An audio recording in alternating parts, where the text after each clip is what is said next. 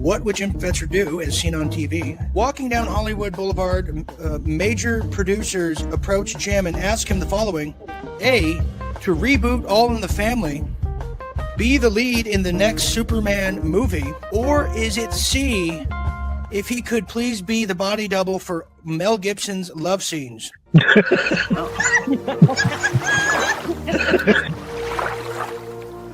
So, Team Dana, what is the correct answer to our final question here? You could win the game tonight. Talk about a rigged election. I heard that. Sean, what do you think? I'm thinking he would want to play Archie Bunker. What do you think? Although he does have a chance to be Mel Gibson's body double, I don't know if he would go for that. Because, we're talking the ladies again, Yeah. You think you want to go with Archie Bunker, All in the Family? Jim, what is the correct answer for... Of those three alternatives, Zena, I'm a huge fan of Mel Gibson. Damn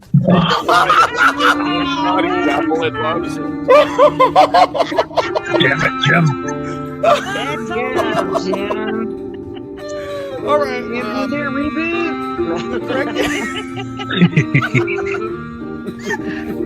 The correct answer to Walking Down Hollywood Boulevard. Jim gets approached and asked if he could be the body double Mel Gibson during the love scene. Note to self, always pick the one with the ladies. They knew it. Jim, you're a top Is player. there a theme there? Danny, you Oh my Is God. there a pattern?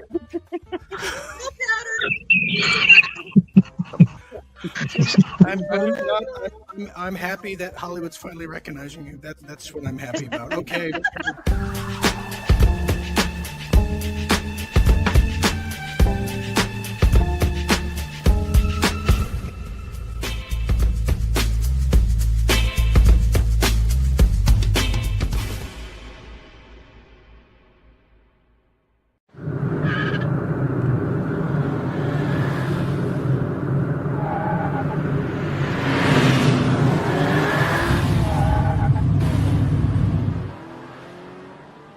Having an affair with this guy, he even admitted to the operator that it just was a friend.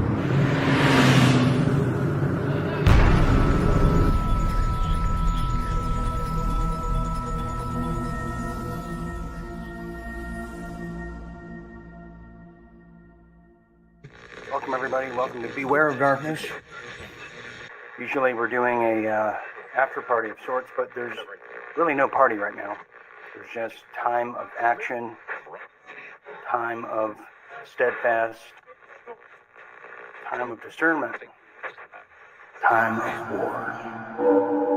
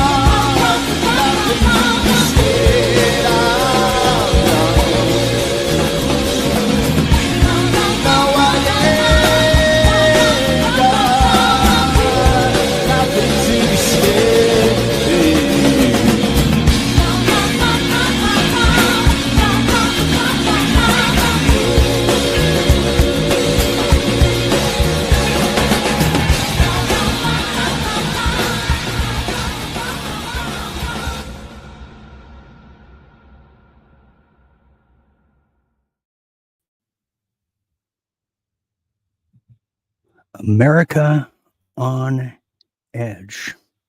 What a title. What a title for a reality now taking place underway right here in the United States. That's absolutely correct. Welcome, everybody. Welcome to Real Deal Media's #1 shadow banned show here, World at War. I am your late night host here, Dean Ryan. Yes, I am. I'm back. You know, it's if it's not crazy lunatics at a TV studio I'm running from, or the local police who, you know, I'm not anti-cop. I'm just pro me. Well, it's the tech gods who prevented this franchise, this behemoth of a show last night from even starting. Can you believe that?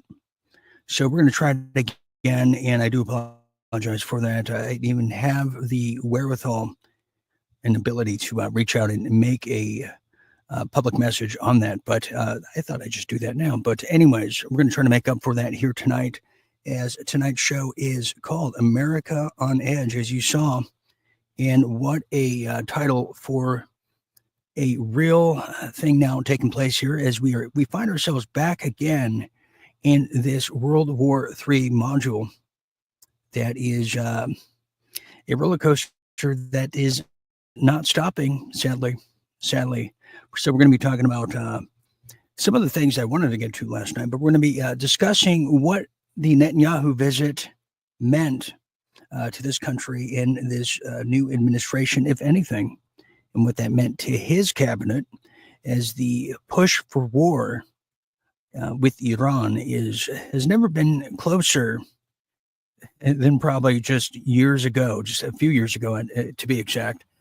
Yeah, that's right. So we'll be getting into that and some of the effects now of the tariffs and what that's doing to the economy here stateside, because I'll tell you, you could cut the tension with just a little pinprick in this country.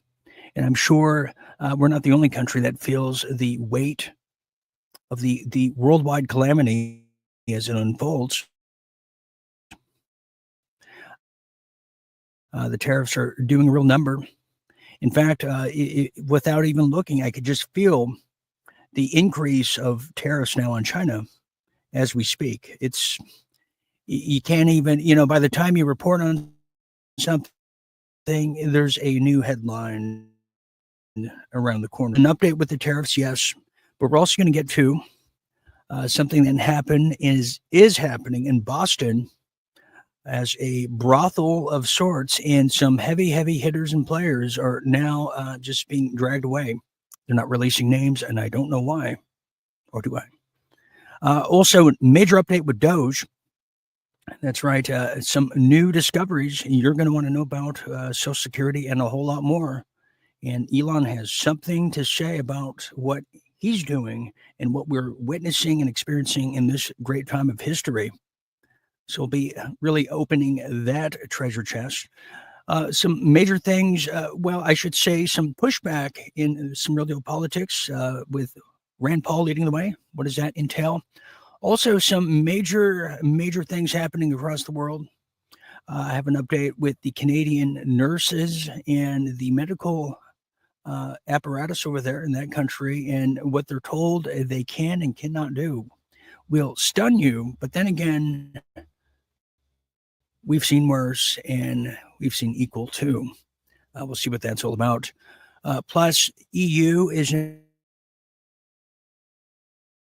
now punishing people. The Service Act is now underway in just across Europe. We've seen it with the UK. The narrative of the elites of the establishment, well, they're going to get a knock on your door, you will. And some major health news for all those people out there that eat chicken. You may want to put down that Chick-fil-A here tonight after this story I tell you.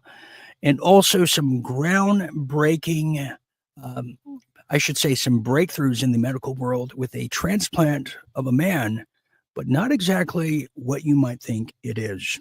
So we're going to get into that with Real Deal Health. And I should also mention, too, another breakthrough and announcement from the Catholic Church and what they're breaking off with.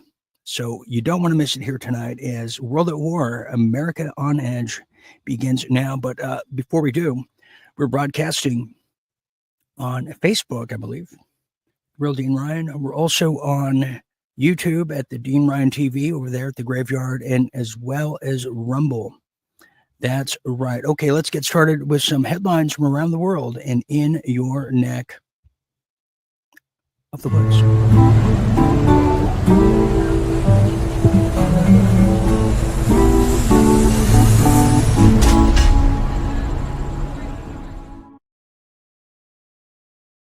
Okay, let's get started here.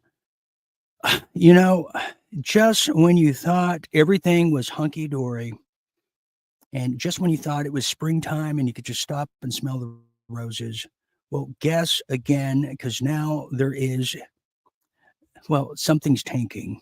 What am I talking about? Well, I'm talking about this now as Dow tumbles more than 300 points. Can you believe it? That's right. The Dow tumbles more than 300 points today as tariff-induced sell-off resumes, as CNBC is presenting it. It's absolutely the way it's going, as now stocks dropped Tuesday as a relief rally proved short-lived and investor anxiety returned ahead of Trump's next tariff deadline that will see a cumulative tariff of, get this, which is 50% yesterday as of last night, maybe even this morning. Now it's 104% increase in tariffs on China that's just been slapped on them just in the past 12 hours.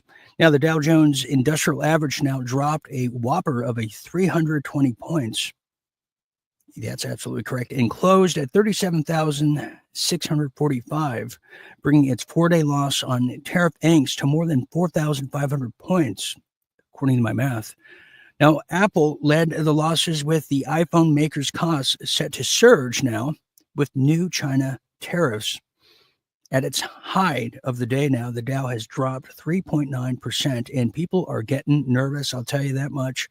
It's also worth noting that the S&P has declined 1.5%, and NASDAQ also declined 2.15%. So, you know, people are getting a little angsty.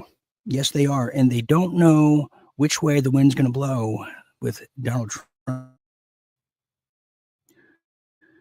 Moving on now, continuing now, well, that brings us to this now, as the CIA is now unleashing and revealing new plans as they're checking their T's and dotting their I's to see if they have the authority to use lethal force against us. Well, no, close. Drug cartels, yes. At least they're asking publicly. Usually they don't even ask at all. That's the kind of, well, you know, very selfish they are. Well, this is definitely true, as the drones, as we reported to you, are escalating their surveillance of the area. Well, now the CIA would like.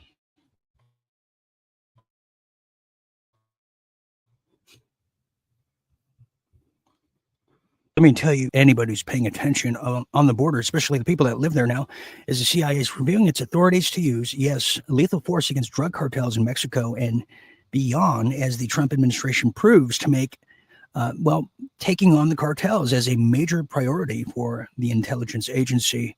Well, according to a U.S. official and three other people briefed on the matter who have been rumored to be familiar with it, well, the review does not indicate if Trump has ordered the CIA to take direct action against cartels, but it's also designed to help agencies understand what kinds of activities could be taken legally, that is, this time, and what the potential risk would be across the suite of options, sources have said, underscoring how seriously the Trump administration is considering the possibility. Well, this time it also highlights and comes at a time when U.S. officials are now extremely concerned that using traditional counter-terrorism tools against cartels really are mundane and don't really work like they used to, and outdated like the Betamax VCRs of the years past. As the Trump administration has said now, it intends to carry out its mission of much higher risk of a collateral damage to American citizens that similar operations conduct in the Middle East. So, yes, there would be a lot of collateral damage because we know the cartels are kind of creeping in through the shanty towns of Texas, Arizona, and California, where they get red carpet, so they don't really count. Now, it's in closing here, it's also worth noting and remembering that the Trump administration earlier this year designated a number of cartels as foreign terrorist organizations, a maneuver some current and former U.S. officials believe is designed to build a predicate for lethal action. Well, I think so too. You have to do a little bit, love a little bit, not love. There's not going to be any love for collateral damage, no matter what the CIA says. Now, this next story is coming out of Boston. It's rather interesting. Well, now, inside Boston's luxury brothel scandal. Have you heard about this? I just did, and it has captured the imagination of many, and I'm sure even including the owner of the New England Patriots. Well, let's find out here. As now, what would Jim Fetzer do, as seen on TV? Walking down Hollywood Boulevard, major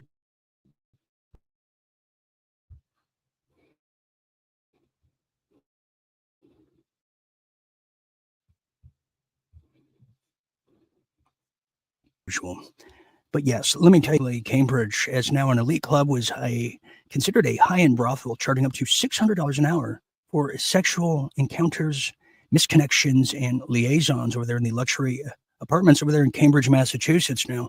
Well, Cambridge City Councilor Paul Toner, among the alleged sex buyers, a.k.a. Johns, a.k.a. customers, a.k.a. patrons. Well, that's right. Many are now calling for his resignation, and he's also been stripped of the committee assignments. Others have left high-profile posts in business and medicine without explanation. Yeah. Oh, yeah. Most have avoided the closely watched proceedings, dubbed the Cambridge brothel hearings over there by local media, where names of more than 30 so far have emerged in the batches.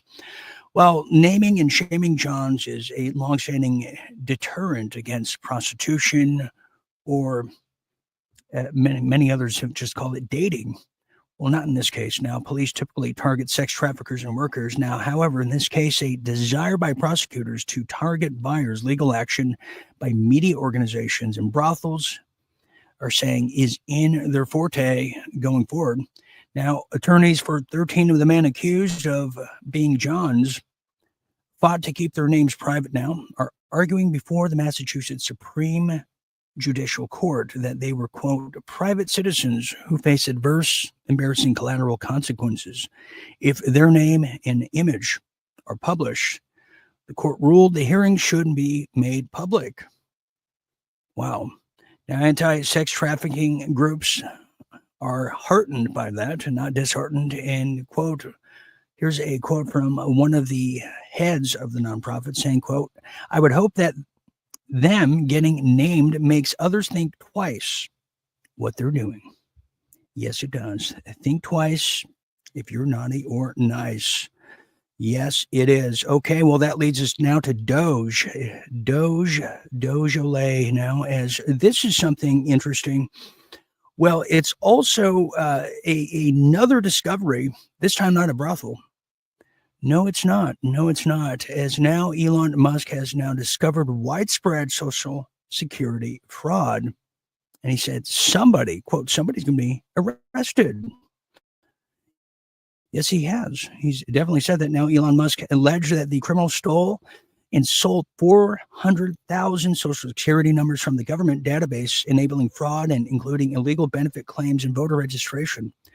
Absolutely correct. Now, Musk and Antonio Gracias, presented data claiming 2.1 million social security numbers were issued to non-citizens in 2024 alone.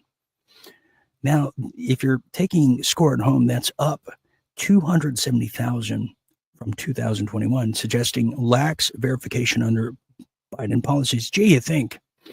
Well, they allege that the 20 million deceased people were incorrectly listed as alive in the social security system, indicating systematic mismanagement, and also claimed some non-citizens with social security numbers had registered and voted in U.S. elections, with cases referred for prosecution. Now, in closing, Musk framed the issue as a deliberate strategy to, quote, import illegals and shift U.S. elections towards a permanent Democratic majority by manipulating voter polls. You see how that works? You see how that works? In fact, Elon has now called this a revolution. In fact, here's a little clip of just how enthusiastic Mr. Musk is, because he is finding the fraud that the mainstream doesn't want to address. They want to address who's finding it. That's the difference. Check this out, and Elon, tell us, please, how it is. It's a revolution, and I think it might be the biggest revolution in government since the original revolution. But at the end of the day, America is going to be in much better shape. America will be solvent. The critical programs that people depend upon will work, and it's going to be a fantastic future. But are we going to get a lot of complaints along the way? Absolutely. Can you believe that? I know I can't. Anyways, let's continue, shall we? As now we're going to go into the wild world of World War. Yeah, nothing exciting there, is it? Well, let's get to it now. World War III is now underway once again, this time with some different enthusiasm about it. Yes, it is. Okay, so, the big Trump and Netanyahu meeting was just held yesterday. And what does that entail? Because, well, in fact, if you didn't see it, I'm going to tell you about it, because the Times of Israel is reporting something that's a little bit of a plot twist, or is it? Let's watch a few moments of it. Here's some highlights from the big meeting of Netanyahu and Donald Trump. Thank you very much. It's an honor to have a very, very special person. I've dealt with him for a long time, Benjamin Netanyahu, Prime Minister of Israel.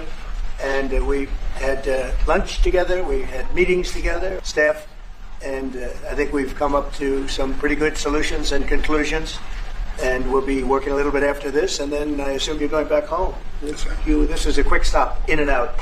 But we appreciate you being here, and we are a friend of Israel, as you know. I would say that I'm by far the best president that Israel has ever even thought of seeing.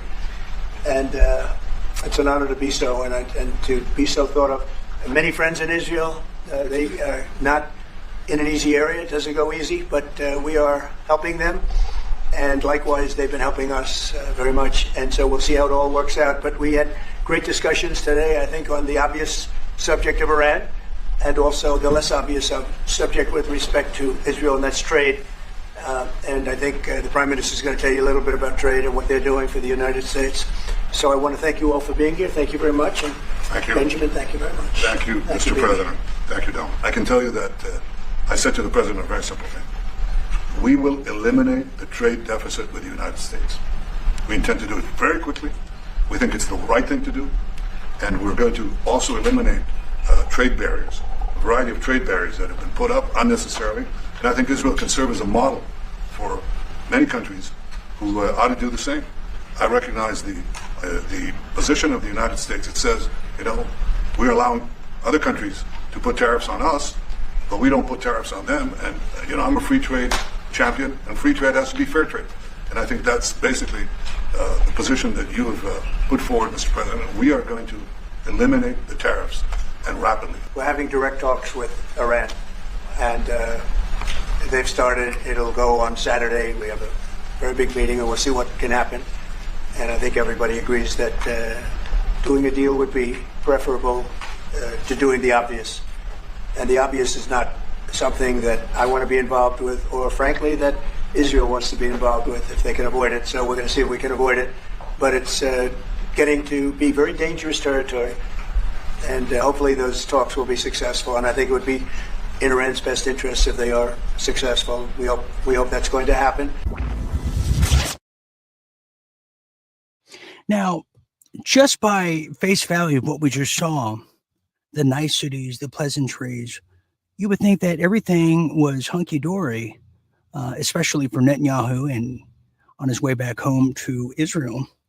Well, not the case as it appears this time, because he didn't exactly get what he wanted. Well, here it is.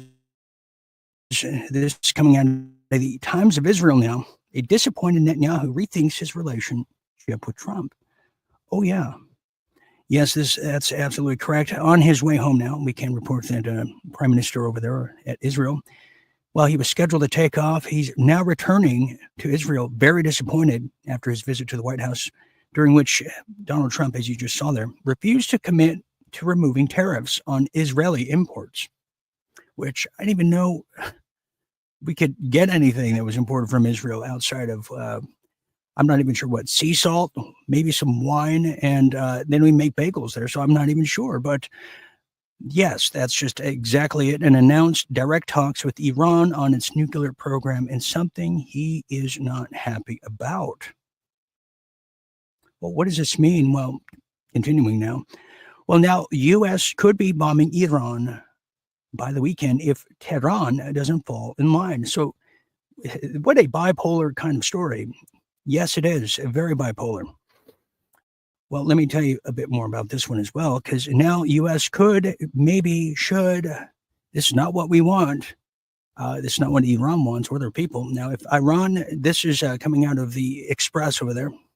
They're saying that if Iran doesn't sit down with U.S. diplomats to discuss scrapping its nuclear ambitions on Saturday, massive bombing raids will take place, sadly. And the prospect of an extended and costly U.S.-Iran conflict could result. A national security expert warned today. Now, historically, Tehran has refused to meet with U.S. negotiators in the past as a matter of political principle, but Donald Trump is demanding face-to-face meetings with top political and military brass from both nations. Well, he's already announced the two countries will meet in Oman, this coming Saturday, but Iran almost immediately contradicted the president, insisting the talks would be conducted through an intermediary. Yeah, that's right. Speaking from the White House Oval Office last night, Trump warned Iran would be in great danger if the projected talks were stymied. Well, he said, quote, as you heard there, we're having direct talks with Iran, and they've already started. You'll go on Saturday. So, in recent days, the bolstering military assets over there in the Middle East, we know all about it. In fact, if you're not paying attention, well, right now, currently, here's a satellite image of what is around the corner, shows the U.S. aircraft carrier nearing Iran, just right there. Yes, who could forget? Unforgettable. And who made us in charge, and who made us the shift leaders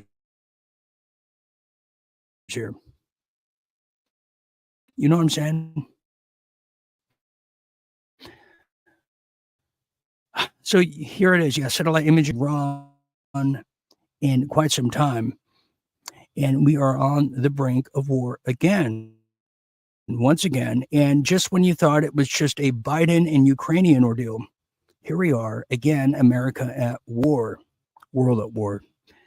Well, let me tell you about this one as well, as we now close off here. As now this is happening, the calculations are coming through in strikes with little to nothing to show for it as the Houthis escalate their attacks. Meaning this doesn't damper or hamper anything in the Middle East from these countries that want to be independent. They want the Israeli expansion to stop, but it doesn't seem to be taking effect. Gee, threats don't always work. Well, now here's what I'm talking about. The United States has now spent nearly $1 billion Red Sea attack capabilities. As now the details and stats are coming in. Despite deploying advanced weapons, the Houthis retain fortified arsenals, continue threatening ships and U.S. drones, and Houthis leaders frame attacks as the retaliation of Gaza. So they're saying because of Gaza, they're now underway with more attacks, and they're vowing to escalate if the United States coalition persists. Now, the campaign strains U.S. arms stockpiles needed for potential conflicts with China, sparking congressional and military concerns. Civilian casualties rise as conflict risks are starting to broaden with no clear exit strategy from a cost-effective point of view. And that's how we see World War III. Okay, we're going to take this quick break now, and try to ponder and figure out what's going to be next here for the United States as we're on the brink of war. Is no doubt about it. It is a world at war as America is on edge. Don't go anywhere. We'll be back after this quick message.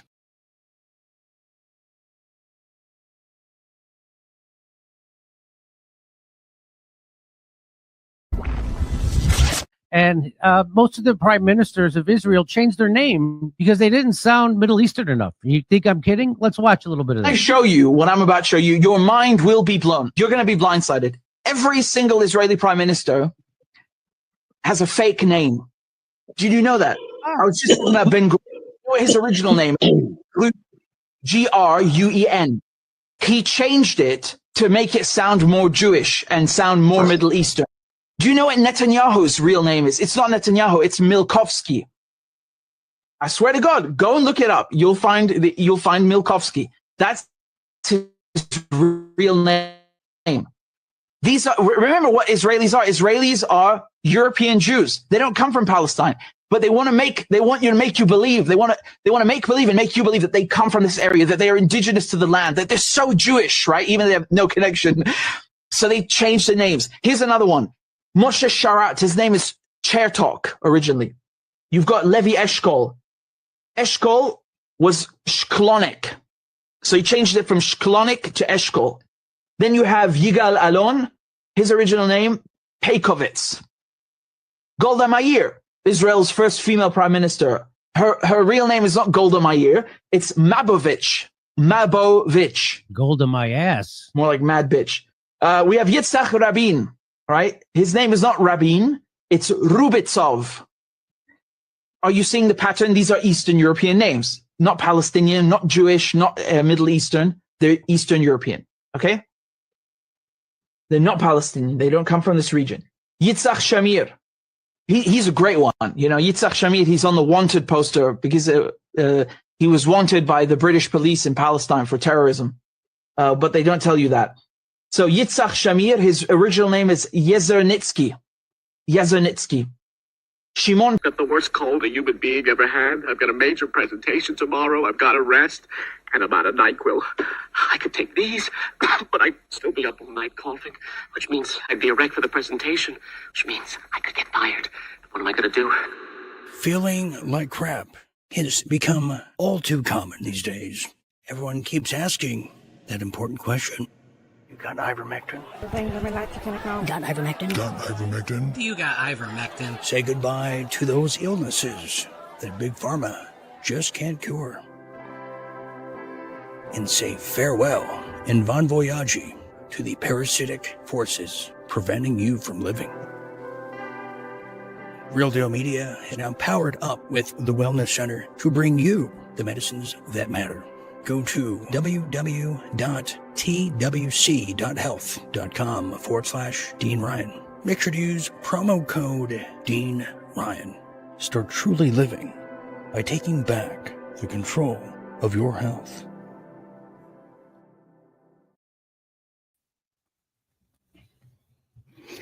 That's right. Take back the control of your health. The medicines that matter. Get your ivermectin and get rid of those parasites they want to call cancer. They want to call pathogens. They want to call. You can do that. It's a few simple steps.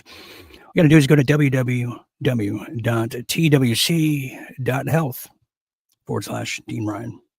And when you get there, make sure to use promo code Dean Ryan for additional savings that will blow your mind. Yes, and after that, double check. Make sure you're a night owl. That's right. Real Deal Media members get the most. They get exclusive, the ups, the downs, the in-betweens, the excitement, the anxiety behind the scenes, you name it. Become a night owl, become a visionary debonair, play from the Himalaya, be iconic, not ironic, by going to realdealmedia.tv/membership. That's right. You don't want to miss that.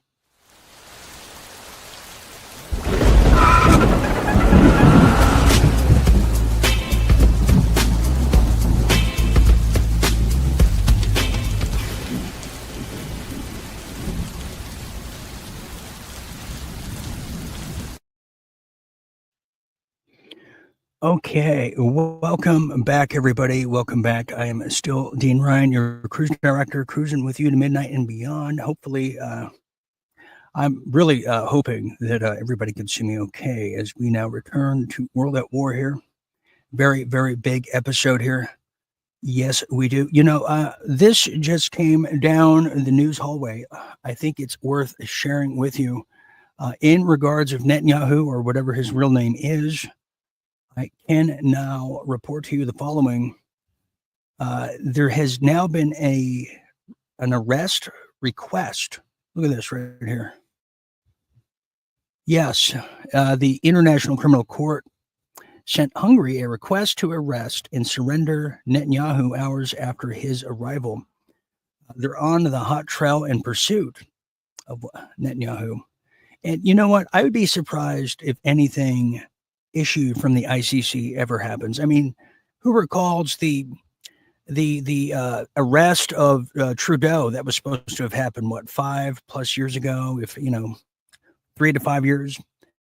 Nothing. George Bush is still walking around free, we think. At least his hologram is. And Dick Cheney, for crying out loud, he's still shooting people in Wyoming. So I would be astonished if that were to happen. Yes, I would be. Okay, now we're going to now transition here. Not in that way, but let's now get to some real deal politics, just the way you like it.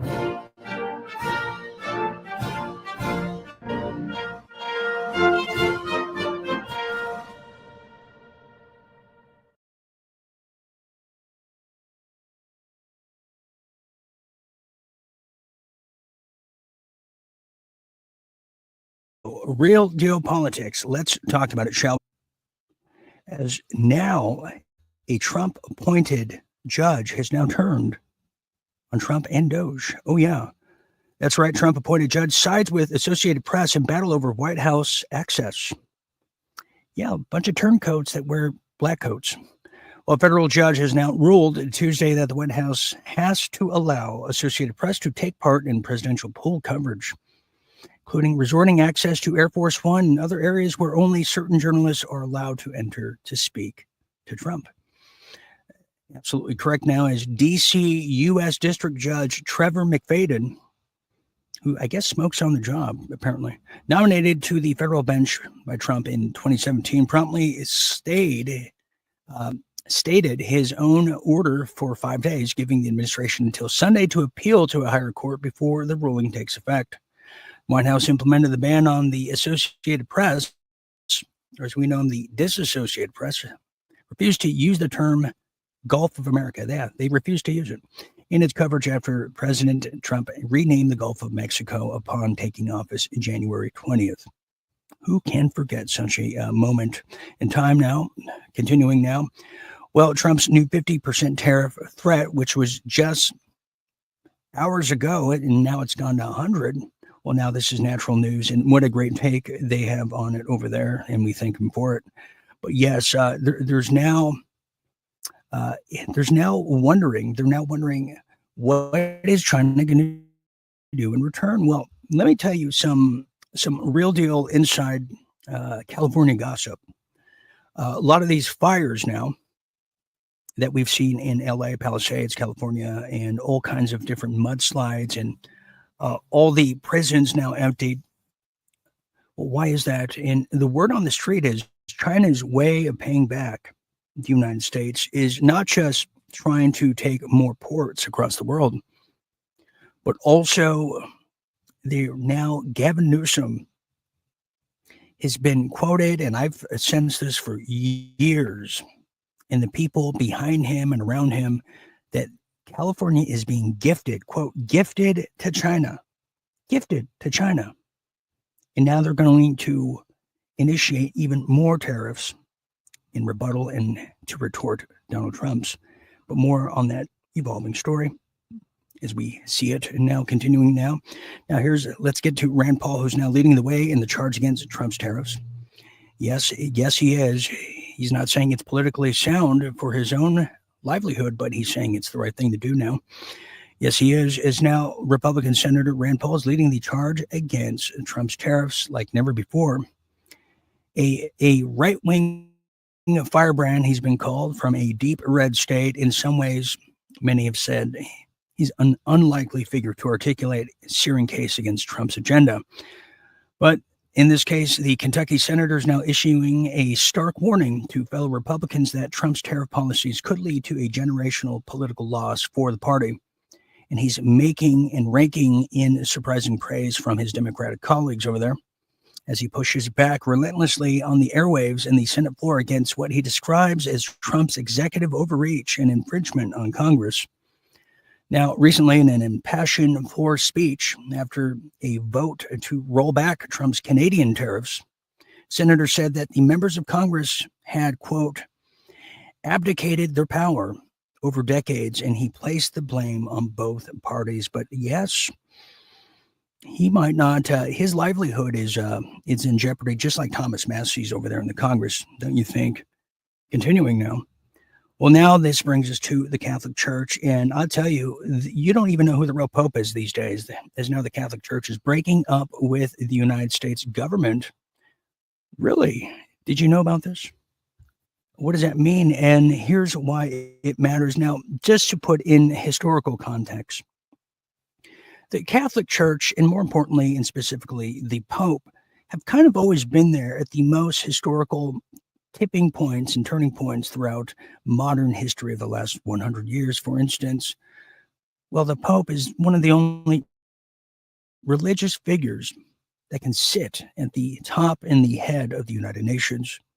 The Pope was there in 1954 as the creation of the European Union was underway, and they gave their blessings.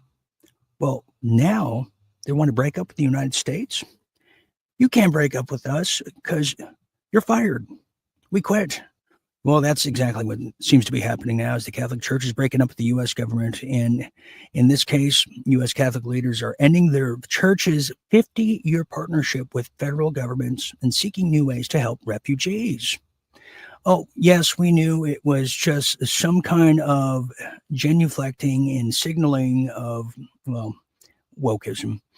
Well, Archbishop Timothy Broglio, the president of the United States Conference for Catholic Bishops, announced the change in a press release recently over there at the Washington Compost column, arguing that the Trump administration forced his denomination's hand. That's right, and we don't want to know where that hand was prior, but in this case, the bishop's decision came after the federal government suspended our cooperative agreements to resettle refugees, the bishop's claiming. He continued to say that the drastic reduction of these programs forced us to reconsider the best way to serve the needs of our brothers and sisters seeking safe harbor from violence and persecution. And we're not even talking about the violence and persecution within the church. That's separate. Well, the Archbishop noted that the Catholic Church in the United States has been reeling since President Donald Trump froze federal funding for refugee resettlement programs after taking office recently. Catholic leaders are fighting that order in court, but they've determined they can't afford to maintain their current refugee programs amid the legal uncertainty. No, they can't. And you're like me, you didn't even know this even took place. Well, that's right. Since 1920, the Catholic leaders have worked to help vulnerable families, including persecuted people of faith, rebuild their lives in the United States. And their partnership with the United States government to allow that and subsidize that for happening is now, in some cases for people, it is coming to a sad end. Yes, it is. It is a sad kind of end, isn't it?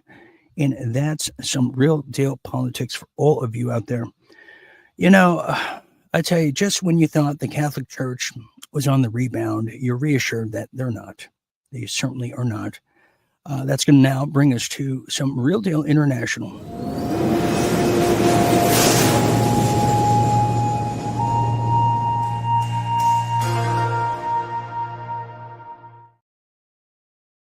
Real Deal International. Yes, it is. Let's now get to it, shall we?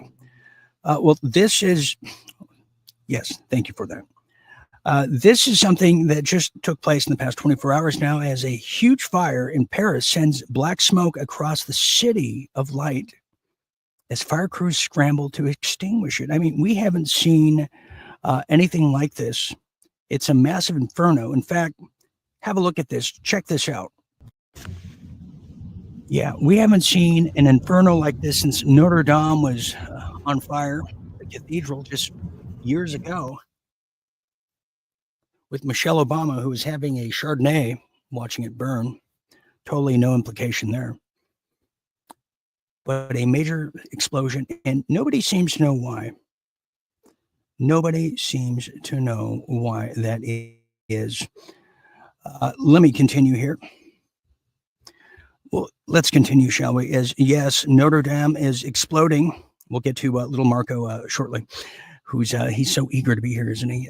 Anyways, yes, this is now a unexplained inferno for no reason over there in Paris, with flames, thick black smoke everywhere across the city, casting dark clouds across the capital, stunning skyline. As this happened, the dramatic footage, as you just saw there, shows the flames ripping through the structures and cars passing by all across the city, and nobody has an explanation of why. What a mystery. Speaking of mysteries, let's go to little Marco, who gets frequent flyer miles and has ultra hearing. Yes, he does. As now, Brussels police have now arrested Marco Rubio's secretary detail supervisor after a hotel fight. That's right. You got to be careful with the security detail guys in the hotel lobby, especially around the bar in happy hour.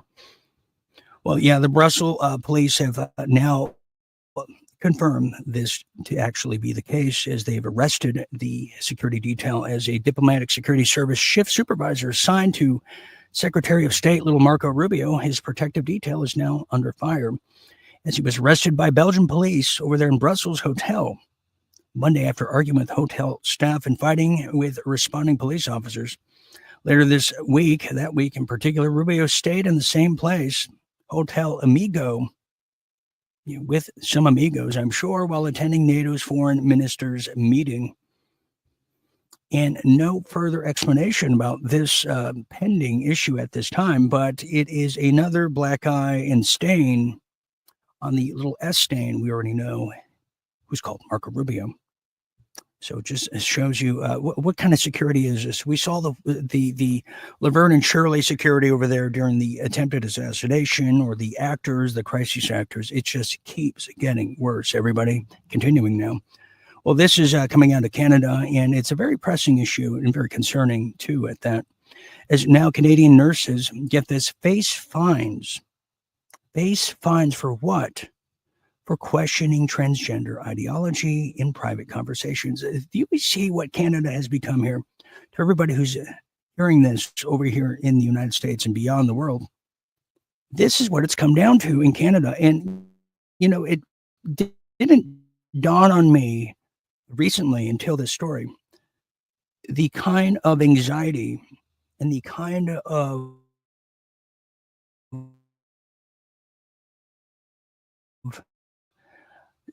I want to say the living in Canada. It's that bad now. Well, this is coming out of Natural News. Let me tell you a bit more about it now. As medical professionals face fines, job loss, and license revocation for challenging transgender policies or stating something called biological facts. And what a damning word that is. Well, that's right. The ABC nurse over there in Canada was fined recently $10,000 for privately calling gender surgeries, quote, mutilation, despite no discriminatory action taken. Another nurse was fired for supporting J.K. Rowling and saying that only women can give birth, and labeled as a professional misconduct. That's right. Well, in addition to, you might have heard this, that a UK nurse was suspended for using accurate pronouns for a transgender inmate while facing racial slurs with no protection. And finally, these cases in particular, well, they expose the systematic crackdown on dissent, where institutions enforce ideological and conformity, really conformity on what the narrative is of the day over truth and free speech. Yes. So, yeah, there you have it. That's what Canada has now turned into. Well, let's now continue here. As finally, speaking and sticking with Europe, well, this next story and last one here in the Real Deal International. Well, the EU has now taken aim at Elon Musk X with potential $1 billion fine for under the new Digital Services Act. I mean, you want to talk about killing free speech? Well, it just doesn't stop at the nurses or the medical world. They're going after, free enterprise, people that are innovative business owners, and certainly Elon Musk is one of those people. Let me tell you a bit more about this now. Is the EU, who is really just been the Fourth Reich continuation. They're now taking the Digital Service Act to the next level as the European Union is posed to impose a fine exceeding $1 billion for Elon Musk's social media platform X for alleged violations of the Digital Services Act, marking a significant escalation in EU's digital regulation efforts. Yeah, those people are horrible. The people that run the EU and that convinced every European country to join, these people are heretics. Continuing now, as X is now accused of refusing to share data with the external researchers, lacking transparency about advertisers and verified accounts, I guess that's a violation, and adopting a lax approach to content moderation, which the EU argues makes the platform susceptible to abuse and foreign interference. Says who? Says who? You know what would be a great foreign interference on the European Union leaders? If I get my hand and then I shut their mouths with my foreign interference. How about that? Now, the core dispute of lies in X's commitment to free speech and minimal moderation clashing with EU's stringent regulatory approach that emphasizes centralized moderation, and data transparency. And the same applies to the Signal cryptic app. They didn't want to hand it over to the EU, so now they're not allowed in the UK. Isn't that something? Now, continuing, as Elon Musk has vowed to fight the EU, and we hope he does, because he didn't really fulfill the Brazilian fight. But in this case, he's framing the potential fine as an act of political censorship and attack on free speech. He accuses the EU of using the fine as a political tool, criticizes the EU as a source of misinformation that uses just that, the DSA, the Digital Service Act. Now, the case is part of a larger regulatory crackdown on U.S. tech companies by the EU, straining the U.S. and EU relations, which I didn't even know we had one. This is news to me. Now, the outcome will influence the future of digital regulation, potentially setting a precedent of how tech companies are regulated, impacting the balance between free speech, government oversight, and just plain old hardcore classical fascism. And that's the international news to me as we see it here. Oh, what a sad state of affairs, isn't it? Well, you know what time it is. It's time to get to some real deal health, because I'm concerned about everybody's health, aren't you? Paging Dr. Ryan.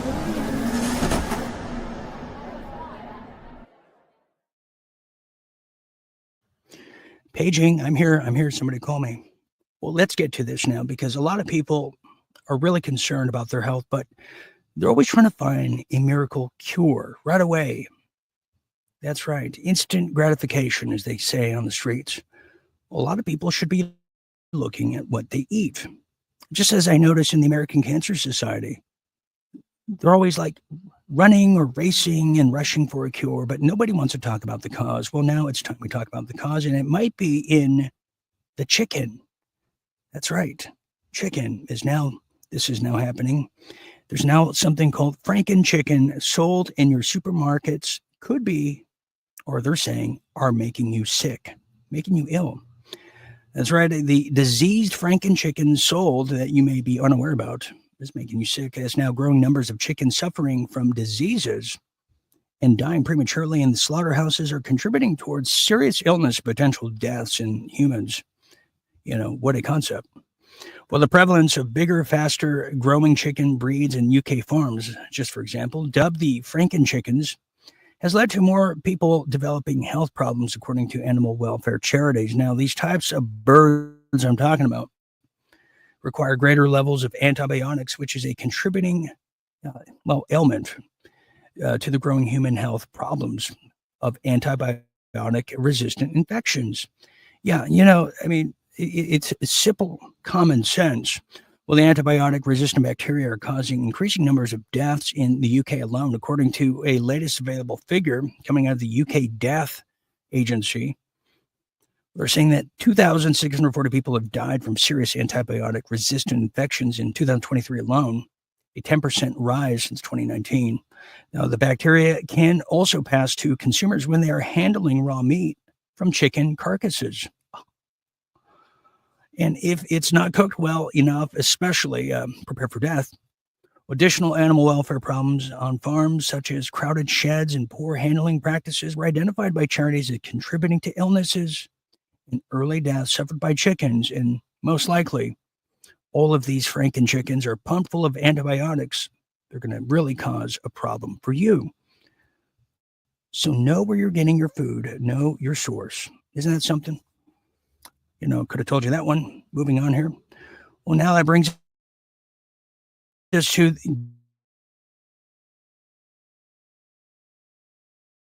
get this. The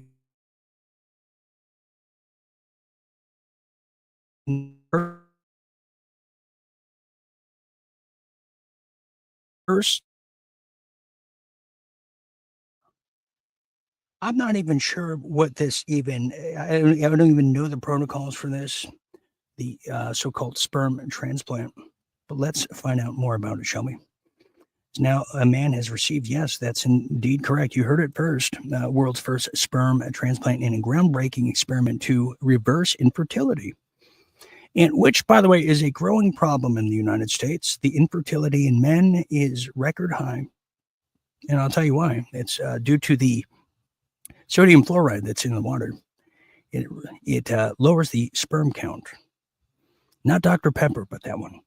Yes, well, a man in his early 20s has received the world's first sperm-making stem cell transplant in a new procedure that could be groundbreaking for all infertility treatment.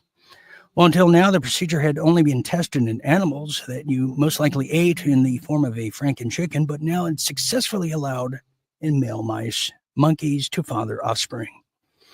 Well, the patient was diagnosed with a medicine called azoospermia, a condition that causes no sperm to be present in his releasing efforts and makes it impossible to naturally conceive a child. After receiving chemotherapy at a young age to treat bone cancer, this was one of the sad consequences of that archaic practice. But men can develop azoosperma for a number of reasons, including hormonal dysfunction, a blockage along the reproductive tract, and certain genetic conditions. Now, in the U.S. alone, azoosperma affects roughly, 640,000 men between the ages of 20 and 50. Now, for this clinical trial, doctors implanted the man's own stem cells, which were harvested and frozen during his childhood before he underwent the chemotherapy, into his reproductive system. In this case, doctors used the sperm-forming stem cells, which are present in the testicles at birth and later mature into sperm cells during puberty. If the transplant succeeds, the patient should be producing sperm and a ton of kids and babies in seconds flat. That's true. That's true. And that is some real deal health. And I'll tell you, the breakthroughs in medicines and science never ceases to amaze me. Which now brings us to our final story here, and what a wonderful story as we now go into and dip into real deal pets.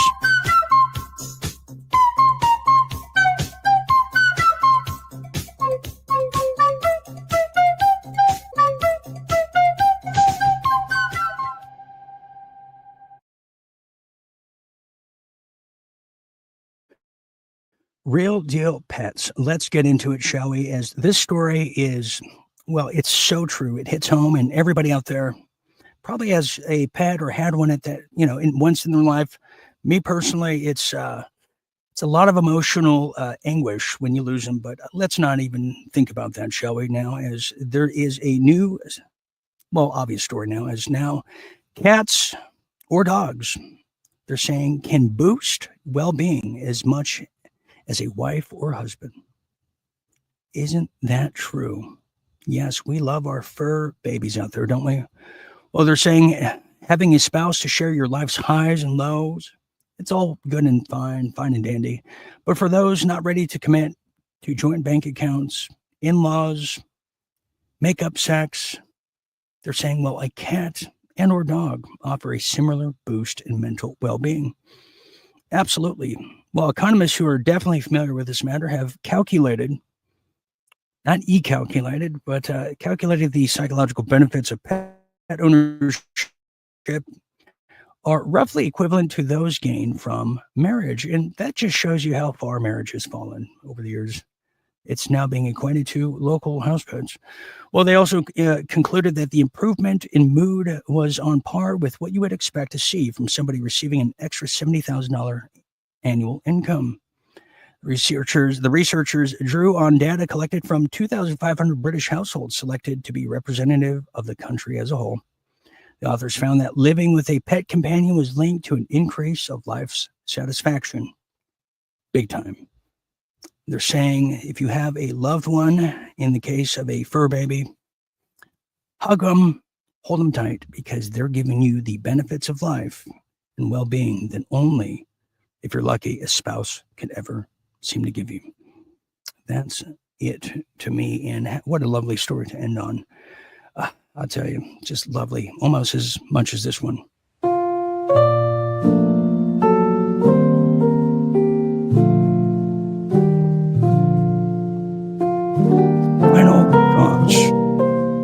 Final thoughts here.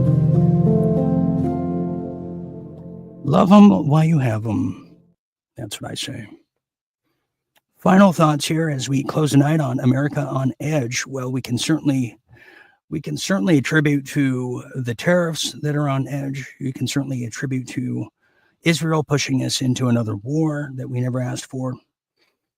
But you can certainly attribute a change is underway as consciousness is rising, and so is the reality of war. But as consciousness rises, we see the entanglements that should have never been. We see the broken promises of a beginning. And some of us see the complete tradesman and craft of someone who's playing their cards very close in a deadly game, but also a very wicked game, and that is ending war and ending rogue mentalities and old world orders as they happen.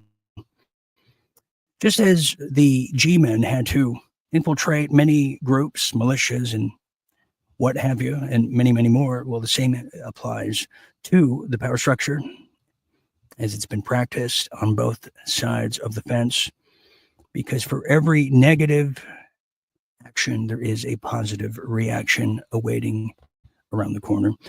And let's hope there's no war. Let's hope there's no war. But to quote our grandparents from the Great Depression era, prepare for the worst and always hope for the best. Okay, that's how that one goes. All right, I will be back tomorrow night, God willing, and hopefully this transmits. And we'll see how the rest of the week goes. It is being me is not easy these days, I guess. But I will be back tomorrow night, and members, we have something special for you Thursday. You don't want to miss that. So for all of us here at Real Deal Media, I want to thank all of you for sharing a bit of your night with me, Dean Ryan.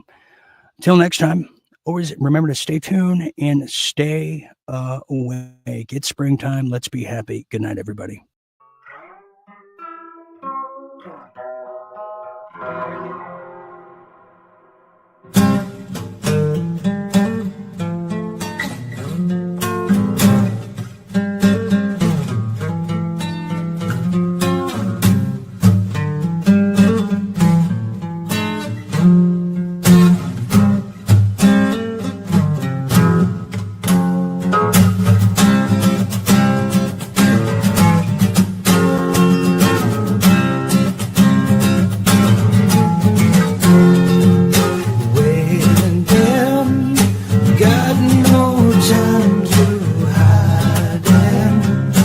Country's got a hold of my soul. Oh no, no, no. Sleeping, why you wanna go away? I need you for the rest of the day. I'll take care, 'cause you know I